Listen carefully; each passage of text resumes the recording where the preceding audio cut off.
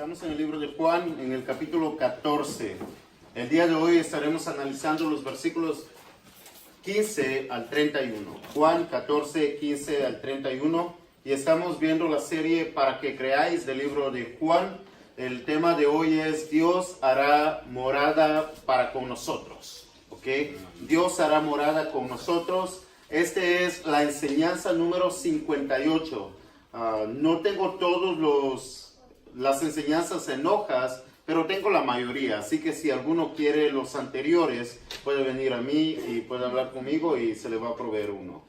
Solamente como introducción vamos a resumir lo que hemos estudiado en el capítulo 14. Dice la palabra de Dios que vino el Señor Jesús y le dijo a sus discípulos que Él se iba a ir, los iba a dejar.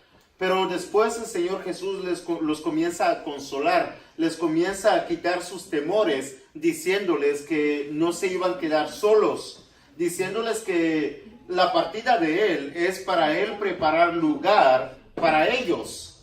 También dice la palabra de Dios que viene el Señor Jesús y les dice que ellos, los discípulos, harían mayores obras que el Señor Jesús. Y nosotros ya analizamos todo eso, así que ya saben qué significa todo eso. Pero específicamente cuando está hablando de mayores obras, está hablando de que el Señor Jesús, la obra más grande que hizo fue en la cruz. Y en la cruz fue donde el Señor Jesús salva a toda la humanidad. O por lo menos toda la humanidad tiene oportunidad de ser salva por Jesús en la cruz. Ahora, ¿por qué los discípulos o por qué nosotros haríamos mayores obras que el Señor Jesús? Bueno, porque también tenemos la oportunidad de salvar almas, de salvar al mundo de sus pecados, de que vengan a Dios y Dios los salve. Ahora, no es una obra nuestra específicamente, sino es la obra de Dios, porque lo único que nosotros debemos hacer son dos cosas. Número uno, predicar el evangelio a toda criatura, a todas las personas que nosotros conozcamos. Ese es nuestro trabajo, nuestra responsabilidad como cristianos. Y número dos, lo que tenemos que hacer es orar para que Dios haga la obra, para que Dios dé el crecimiento, para que Dios abra los corazones de las personas donde pueda entrar la semilla, pueda crecer el evangelio, puedan ellos ser salvos. Ahora, ¿nosotros los salvamos? De ninguna manera, es Dios el que los salva. Amén. Así que solamente dos cosas tenemos por hacer en este mundo. Uno, predicar el evangelio, y dos, orar para que Dios haga la obra. Amén. El trabajo no es mío, sí. Una de las cosas que a mí me gusta, ¿ok? Es que el hecho de que yo enseñe la palabra de Dios, el hecho de que yo predico conforme a la palabra de Dios. Amén. Y si ustedes quieren ser salvos, ustedes tienen que obedecer no a mí, sino lo que dice la palabra de Dios. No es mi responsabilidad hacerlos que crean, no. Es la responsabilidad del Espíritu Santo hacerlos que ustedes crean. Es la responsabilidad de Dios hacerlos que ustedes se compunjan de corazón y vengan al arrepentimiento de la verdad. Así que cualquier persona, en general, ¿ok? Cualquier persona que venga y diga, tú no eres un buen siervo de Dios, porque si fueras un buen siervo de Dios, la iglesia estaría llena. No es mi trabajo. Mi trabajo son solamente dos cosas: predicar y orar para que Dios haga la obra. Porque la obra no es mía, la obra es de Dios. Yo soy simplemente un siervo de Dios y de ustedes. Es todo lo que soy. Así que cuando yo leo ese pasaje bíblico de mi responsabilidad, a mí me anima. Porque el hecho de que la gente no me escuche, el hecho de que la gente no escuche la palabra de Dios, ya no es, yo me he quitado de mi responsabilidad. La responsabilidad cae en ellos, en cada uno de ellos y en cada uno de ustedes también. ¿Ok? Así que es lo que nos está enseñando la palabra de Dios. Y el día de hoy vamos a ver la tercera razón por el cual el Señor Jesús los está consolando. Les está diciendo, no se turben sus corazones, no se preocupen. Y ahorita vamos a ver sobre la tercera razón. Solamente quiero comenzar en decirles que los siguientes versículos, versículos 15 al 31, tenemos que tener un poco de cuidado en entender a quién está hablando el Señor Jesús. ¿Ok? Está hablando a dos grupos. Número uno, está hablando a sus apóstoles, a ellos, específicamente a ellos y a nadie más. Número uno, ¿ok? Si notan el versículo 19 donde dice, el mundo no me verá más, pero ustedes me verán. Ahí está hablando específicamente de los apóstoles, de los 11, ¿ok? Porque ya Judas Iscariote se había ido.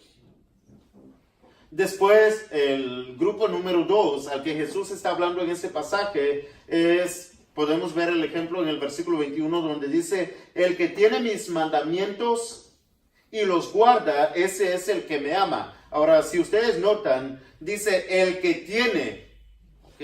Y después dice, ese es el que me ama. Y después dice, y el que me ama será amado por mi Padre y yo le amaré y me manifestaré a él. ¿A quién está hablando ahora? No a sus discípulos exclusivamente, sino a todo aquel que tiene mis mandamientos, a todo aquel que me ame. Ese, dice, será amado por mi Padre y yo le amaré y me manifestaré a él. Ahora, tenemos que tener cuidado a cuál grupo le está hablando, ¿ok? Para poder entender bien y no equivocarnos al interpretar estos versículos. ¿Got it? Ok, muy bien. Ahora sí, vamos a comenzar. Versículo 15 al 17 primero. Juan 14, 15 al 17. Dice así. Ustedes ya podrán entender a quién está hablando específicamente. Dice versículo 15, si me aman, guarden mis mandamientos. Sobre este versículo vamos a hablar más en detalle la próxima semana, ¿ok? Porque va a hablar bastante en el versículo 15 sobre este versículo. Así que en el capítulo 15, vamos a saltarnos al versículo 16 donde dice, y yo rogaré al Padre y os dará otro consolador, para que esté con ustedes para siempre. El Espíritu de verdad, el cual el mundo no puede recibir porque no le ve ni le conoce, pero vosotros le conocéis porque mora con vosotros y estará en vosotros. Me gusta este versículo, porque recuerden lo que está haciendo el Señor Jesús. Les ha dicho, yo me voy.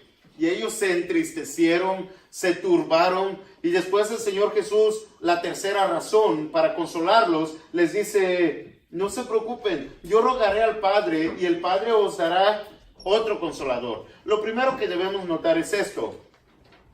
No dice, el Padre les dará el consolador, ¿o sí? ¿Qué dice?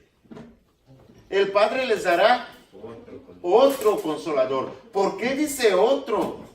¿Por qué? ¿Quién es el otro?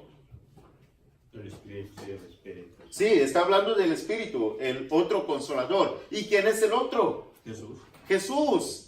Así que el Señor Jesús les está diciendo, no se preocupen, yo me voy, pero no van a quedar solos, porque así como yo los he consolado durante todos estos 3 años, el otro consolador va a ser igual que yo. Y los va a consolar ¿hasta cuándo? Para siempre, dice ahí. Estará con ustedes para siempre. Ahora, eso es importantísimo para mí y para los apóstoles por esta razón. Porque hacía 3 años ya que los apóstoles habían convivido con el Señor Jesús, habían comido con Él, habían dormido con Él, habían sido enseñados por Él, habían vivido completamente toda una vida llena. Mira que yo creo esto, ¿ok?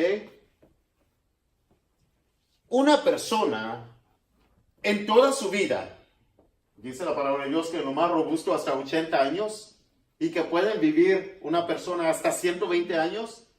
Una persona en toda su vida, desde su nacimiento hasta que parta de este mundo, nunca ha vivido una vida tan plena como cada uno de los apóstoles en solamente 3 años. Es lo que yo pienso. Porque vivir con Jesús es lo máximo en toda la vida, en la vida de cualquier persona. Judas Iscariote también.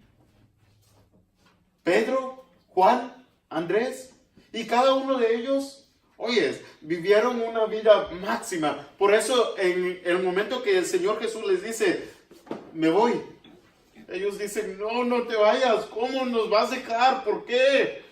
Es como, por ejemplo, cuando la persona que más quieras te dice, me tengo que ir. Y tú le dices, no, ¿qué puedo hacer para que no te vayas? Dime lo que sea, hago lo que sea, pero no te vayas. Los apóstoles estarían de esa manera, por eso dice la Biblia que estaban turbados. Pero, ¿quién los abandonaría? ¿Quién se iría? ¿Quién los dejaría? El Señor Jesús. Ahora, ¿cómo se sintieron? Nota la promesa del Señor Jesús. Nota lo que les dice. Cuando venga el otro Consolador, Él no los va a dejar. Nunca. Así como yo los estoy dejando ahorita, así como se están sintiendo ahorita, así como están turbados ahorita, el otro Consolador, el cual el Padre enviará, Él nunca los va a dejar. Nunca los va a abandonar. Siempre estará con ustedes, siempre. Así que para mí, el hecho de que sea otro Consolador, con el hecho de entender que estará con ellos para siempre, es una gran consolación. La otra cosa que tenemos que notar en este versículo 16 es cuando dice Consolador. Saben que en nuestro lenguaje la palabra simplemente no lo llena, no lo completa como debería, ¿ok? Porque la palabra en realidad que se usa de la palabra original es paracleto. No sé cuántos de ustedes habían escuchado esa palabra, paracleto, pero cuando está hablando de paracleto o paracletus, está hablando precisamente del Espíritu Santo. Pero, ¿por qué paracletos entonces? Bueno, porque el Espíritu Santo, la palabra, no lo define tal cual es. De la manera que se definiría completamente es uniendo todas estas palabras, ¿ok? El paracletos sería abogado, juntamente con confortador, juntamente con ayudador, juntamente con consejero y por supuesto también consolador. Pero cuando unes todas estas palabras en una sola palabra, ¿podrías? Creo que no, ¿verdad? Yo no podría. Eso es paracleto. Eso es el Espíritu Santo. Ahora, ¿en qué sentido nos va a ayudar? ¿En qué sentido nos va a consolar? ¿En qué sentido nos va a aconsejar? En esto, ¿ok? Nos va a ayudar en todo lo que sea necesario para nosotros cumplir nuestra meta de acuerdo a la voluntad de Dios. Así que, wow, no estamos solos para hacer la obra de Dios, porque el otro consolador ahora estaría con los apóstoles. All right? No sé si tienen preguntas sobre esto, pero si tienen preguntas pueden venir conmigo y hablar conmigo después. Lo otro que es interesante es cuando dice que en el versículo 17, porque mora con ustedes, o sea que ustedes ya está aquí, ustedes lo conocen, han escuchado de él, porque mora entre nosotros, con nosotros, aquí está. Pero después dice, y estará en ustedes. Cuando dice eso es porque habla de una relación tan íntima como que está en mí. Es como, por ejemplo, mi ser. Nadie me conoce mejor que yo mismo, mi interior. Bueno, el Espíritu Santo es el que me conoce totalmente y así como va a estar en mí, yo voy a conocer al Espíritu Santo, al Consolador, de tal manera. Por lo tanto, va a haber esta amistad. Decía nuestro hermano que ¿quién es Jesús? Bueno, es nuestro amigo, nuestro mejor amigo, el amigo más fiel. No, ese es el Consolador, ese es el Paracleto, porque estará en vosotros y para siempre. Y lo último es, si ustedes notan, el versículo 17 dice, el Espíritu de verdad, el cual el mundo no puede recibir. ¿Quién lo recibiría? ¿Quién estaría solamente? ¿Quién lo tendría solamente? Solamente en ese momento los apóstoles. Amén. ¿Okay? Y algo más. Dice, el Espíritu de verdad. El Espíritu de verdad. Y vamos a hablar un poco más ahorita sobre eso. Versículos 18 al 21, dice así. El Señor Jesús les dice, no los dejaré huérfanos, vendré otra vez. Todavía un poco y el mundo no me verá más, pero vosotros me veréis, porque yo vivo, vosotros también viviréis.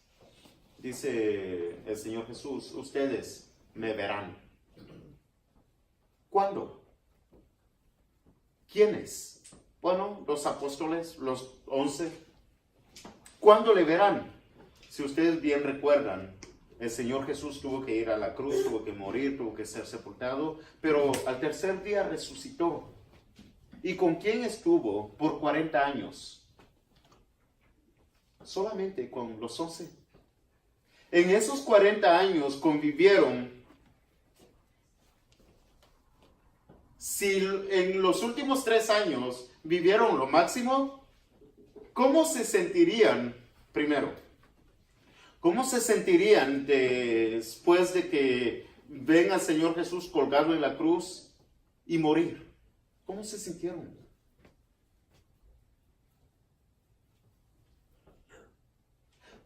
Ahora, van y lo sepultan. ¿Cómo se sentían? Peor. Pero si tuvieron una vida plena en esos 3 años viviendo con Jesús,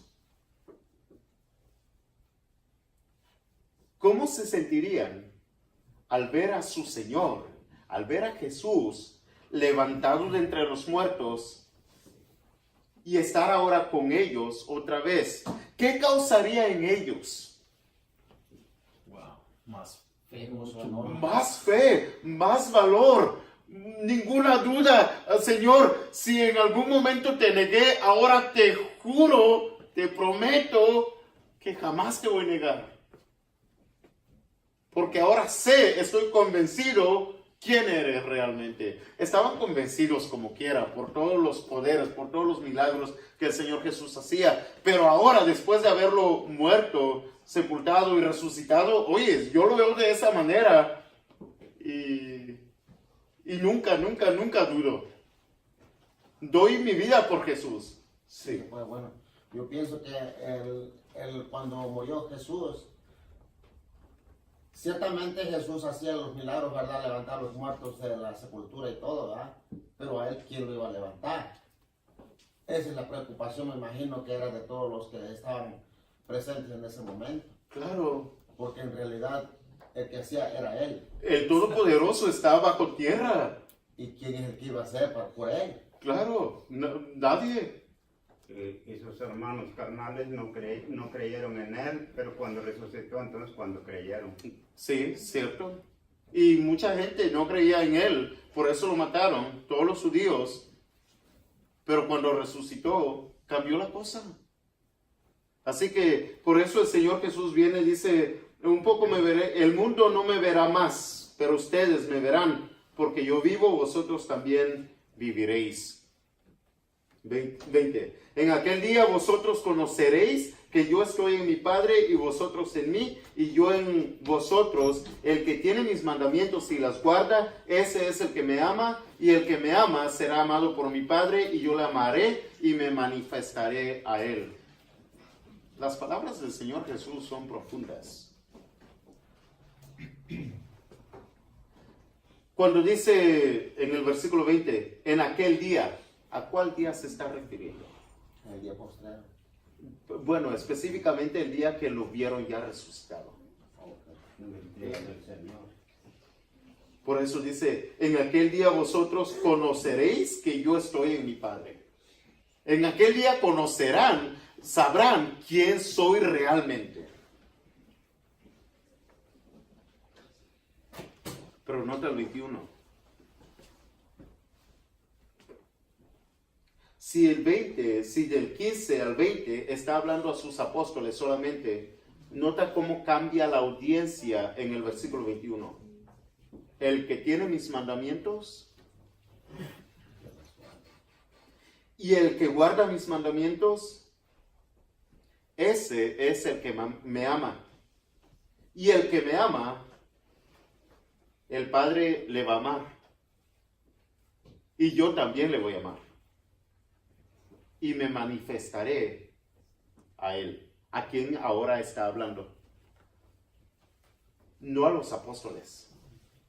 Está hablando a todo aquel que tiene y guarda sus mandamientos. No a sus apóstoles solamente, no a los judíos solamente, no a los griegos solamente, romanos, no, a todos los que estamos aquí. Así es.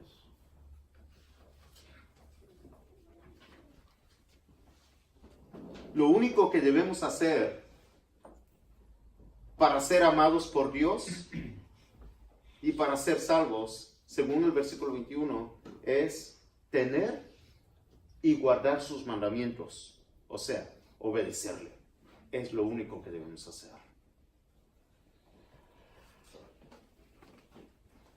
Nota cómo termina, y me manifestaré a él. Ahora, no sé cuántos de ustedes pueden pensar en, oye, ¿qué significa eso? ¿Cómo es que Jesús se va a manifestar no solamente a sus apóstoles, sino a toda la humanidad, a todo aquel que cree en Él, a todo aquel que guarda sus mandamientos, a todo aquel que le obedece? ¿Cómo se va a manifestar? Bueno, es lo que pregunta Judas, no el Iscariote, ¿ok? Nota lo que dice el versículo 22. Y 23 también. Ahí. Al 24. Dale. Le dijo Judas, no el Iscariote, Señor, ¿cómo es que te manifestarás a nosotros y no al mundo? Yo diría, gracias Judas. Esa es mi pregunta. Tampoco entiendo. Pero nota lo que responde el Señor Jesús. El que me ama, mi palabra guardará. Y mi Padre le amará. Y vendremos a él y haremos morada con él. El que no me ama, no guarda mis palabras. Y la palabra que habéis oído no es mía, sino del Padre que me envió. Así es. Voy a continuar, ¿ok? Os he dicho estas cosas estando con vosotros, mas el Consolador, el Espíritu Santo, a quien el Padre enviará en mi nombre, Él os enseñará todas las cosas y os recordará todo lo que yo os he dicho. La paz os dejo, mi paz os doy. Yo no os la doy como el mundo la da. No se turbe vuestro corazón, ni tenga miedo. Esto es lo que el Señor Jesús ha venido diciendo, ¿ok? Pero en los versículos 23 al 24, cuando dice, el que me ama, mi palabra guardará y mi Padre la amará y vendremos a él. Nota cómo dice, vendremos a él. No solamente el Padre, también ¿quién? Cristo Jesús. También Jesús. ¿Y también quién? Espíritu Santo. El Consolador. O sea, Dios estará en ti. ¿Hasta cuándo? Para siempre. Para siempre. obviamente decía nuestra hermana Reina, hey, uno tiene que estar fiel, uno tiene que permanecer. De otra manera, ¿qué pasa? Espiritualmente mueres.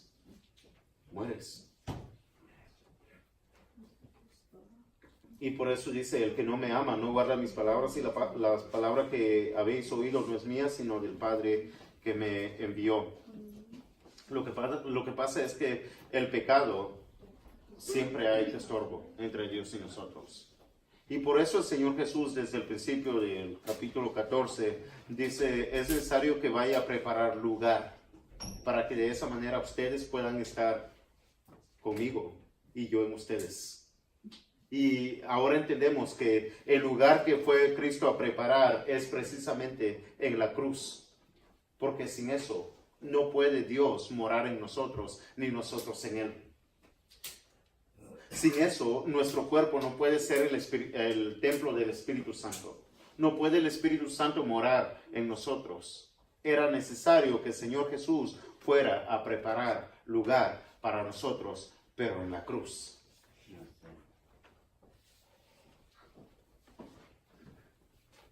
Y gloria a Dios que ahora Dios vive en nosotros. La pregunta importantísima es, ¿vive Dios en ti? O mejor aún, ¿quieres que Dios viva en ti? Yo creo que todos sabemos lo que debemos hacer. Tener sus mandamientos, obedecer sus mandamientos, obedecer a Dios, lo que Dios manda. Dice la palabra de Dios que el Espíritu revelaría todo, absolutamente todo, toda la verdad. Todo lo que el Señor Jesús les estaba enseñando les recordaría. ¿Y saben qué? Ahora nosotros tenemos la verdad escrita. Porque los apóstoles se les reveló toda la verdad y ellos fueron muy inteligentes, obviamente por mandato de Dios, por esas capacidades del Espíritu Santo que vienen y escriben todo para nosotros ahora ver y conocer. Y ahora nosotros no tenemos que ver al Señor Jesús resucitado con nuestros ojos naturales. Por el testimonio de ellos, nosotros podemos creer, confiar que eso es verdadero, porque lo ha revelado el Espíritu Santo de verdad, no de mentiras, no de probabilidades. Es un Espíritu Santo, pero de verdad. Amén. Y si es la verdad, debemos creerlo. ¿Qué estamos esperando? Es el mismo Cristo que nos está llamando hasta hoy. Noten lo que dice el 29. Y ahora os lo he dicho antes que suceda, para que cuando suceda, creáis. No hablaré ya mucho con vosotros, porque viene el príncipe de este mundo, y él nada tiene en mí. Me encanta cuando dice eso el Señor Jesús. ¿Saben por qué? Mira que yo, como ser humano, ustedes pueden tener muchas cosas en contra de mí. Pueden levantarse y al levantar toda una acusación en contra de mí, y tal vez tengan toda la razón. Porque soy pero muy falible. Pero el Señor Jesús dice, viene el príncipe de este mundo, viene el diablo mismo, se ha levantado y viene contra mí. ¿Y saben qué? Les dice, pero no se preocupen, él no tiene ninguna evidencia, nada con qué acusarme delante del Padre, delante de Dios, delante de nadie. No tiene nada en mí, en contra de mí. Así que si él quiere ser el victorioso, porque lo va a intentar matando al Señor Jesús en la cruz. Pero ¿saben lo que va a hacer el Señor Jesús? Como es totalmente inocente, entonces va a voltear eso. Y en vez de que el diablo sea victorioso, ahora por la muerte del Señor Jesús, el diablo ha sido vencido. Y el Señor Jesús es el victorioso. Amén. En contra de aquel que lo estaba acusando, que lo iba a vencer. Y Cristo, que es el victorioso, vive en nosotros. Amén. Versículo 31. Mas para que el mundo conozca que amo al Padre, y como el Padre me mandó, así hago, levantaos, vamos de aquí. Estamos en la última noche del Señor Jesús en la tierra. Y estas son prácticamente sus últimas palabras. Y no ha terminado. La próxima semana vamos a continuar con el capítulo 15. Pero mi pregunta el día de hoy es esta, ¿ok? Si Dios aún no mora en ti, ¿qué estás esperando? ¿Qué estás esperando? Deja que Dios haga su morada en tu persona, en tu cuerpo. Mira que no hay mayor bendición, no hay una vida máxima, no hay una vida más plena que vivir con Jesús, que el que Dios viva en ti, ¿ok? Así que no pospongas tu salvación.